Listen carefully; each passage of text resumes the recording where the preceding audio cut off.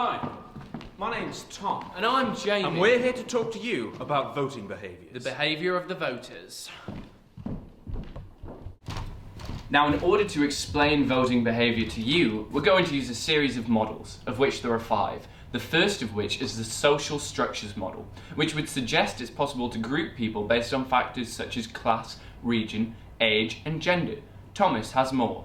Now, class is a difficult thing to define, but it really includes a number of social and economic characteristics such as education, occupation, income, residence, and social habits such as spending patterns and the use of leisure. Most measurements of class, however, are based on occupation. Hey guys, Tom and Jamie here. We're in Milan at the Social Structures fashion show. It's gonna be great. I haven't seen anything this hot since New York 2013. Oh my god, let's get to it. He's a higher professional, perhaps a manager or administrator. It's Tom. The intermediate professional, managerial role, or perhaps administrative, a teacher, senior police officer. It's Thomas. He's supervisory clerical and another non-manual worker. In his white collar, it's Tom. Hi. Be a plumber or electrician, it's a skilled manual worker. Right, guys. Only into the working class, he's an unskilled manual worker. It's Thomas. All right. Visual and casual worker is probably on state benefits. It's Thomas. Hey, what are you looking at? Now, in 1977, a psephologist, someone who studies voting activity, called Ivor Crew, noticed something called class de-alignment. This would mean that people aren't voting along class lines and are being influenced by other factors. However, the reasons for class de-alignment are fairly boring, so we'll miss those out here. The factor that influences the way people vote that is to do with class is region. The region where voters live has often been presented as a strong influence on voting. Sorry, I didn't see you there. I'm from the north of England. You won't catch me voting Conservative. It'll be Labour I'll be voting for. Okay, the new. I'm from the Highlands of Scotland. You won't catch me voting Conservative either. I'll be voting for Labour or SNP in the upcoming general election.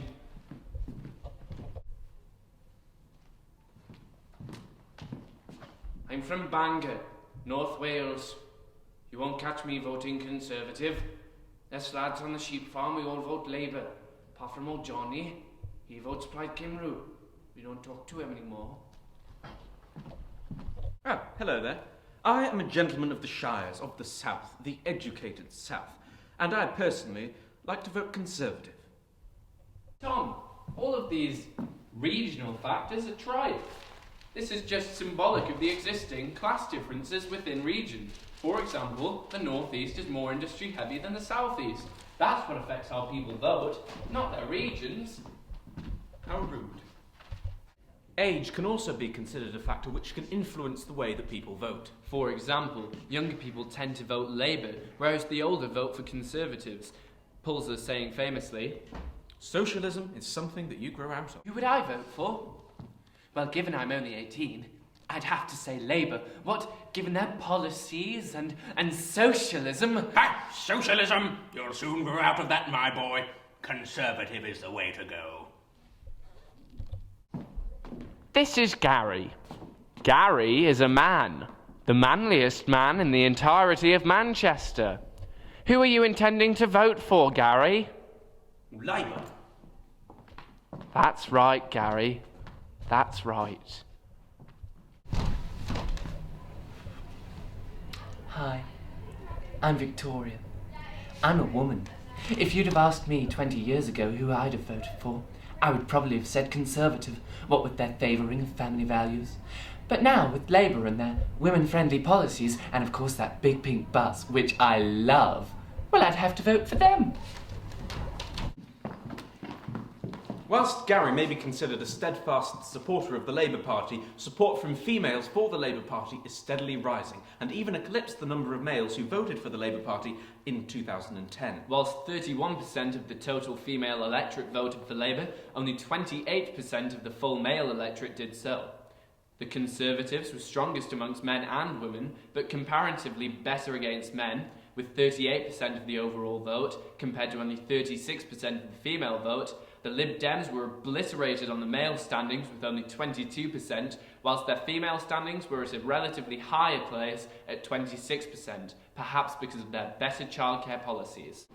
The majority of voters from an ethnic background did in fact vote Labour in the 80s and 90s. If you want my opinion, they shouldn't be allowed to vote at all. However, in 2003, after the Iraqi conflict, Which was completely justified, can I just say? Labour lost a lot of seats from those areas in the 2005 general election. However, in 2010, with fading memories of Iraq, they did in fact restore most of their power in these seats. It's usual for ethnic members to vote along class lines rather than race. The next model that we would like to talk about that explains the way that people vote is the party identification model. This model suggests that voters identify with a party at a young age and they remain loyal to it in voting terms throughout their lives. They develop an early psychological attachment to a... Hey! It's like football, isn't it? We'll have you Tory, wait, we'll have you Tory, wait, we'll have you Tory, wait, oh Tory, we'll have you. Hello, I am a young gentleman of the 1950s, and I have a very strong attachment to my party. The Conservative Party, as a matter of fact. I was a member of the Conservative Youth. They had wonderful discos. I met my first wife there, actually. My second wife, I suppose, yeah. And my third, as it happens. But anyway, that's not the point. I understand that over 90% of the electorate in the United Kingdom strongly identify with a party. Well, just goes to show.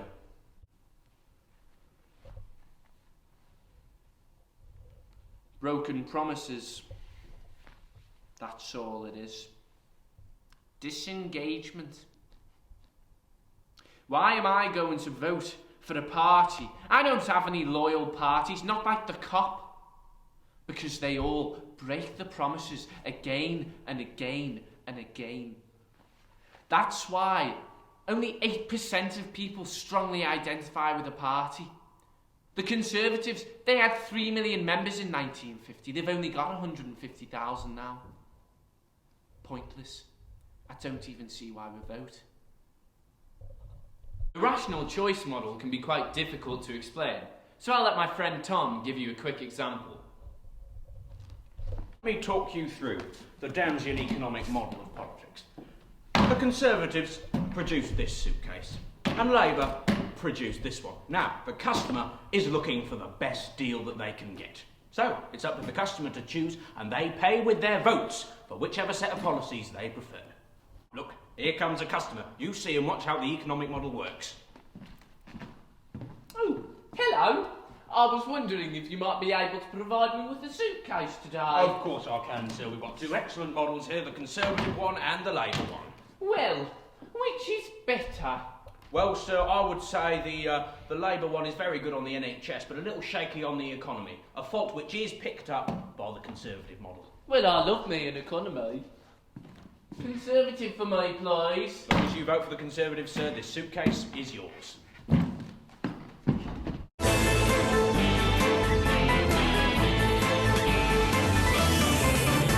Hello.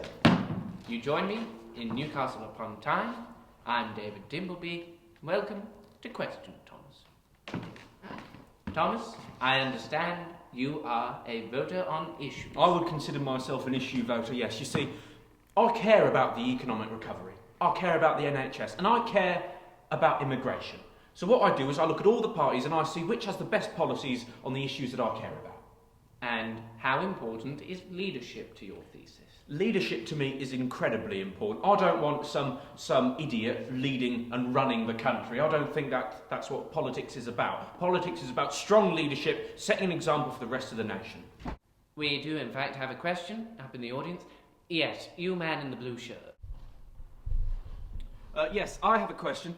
Excuse me, you seem like a lower class kind of a chap. How can you possibly know the big issues that face this country? I bet you don't even know what an economy is.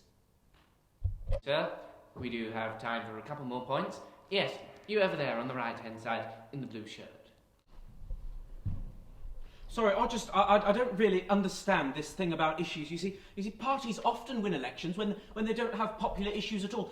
For example, in the 80s and 90s, the Thatcher government won lots of elections and their policies weren't popular at all. Issue voting, I don't think it's believable, to be honest. Thank you, a valid point.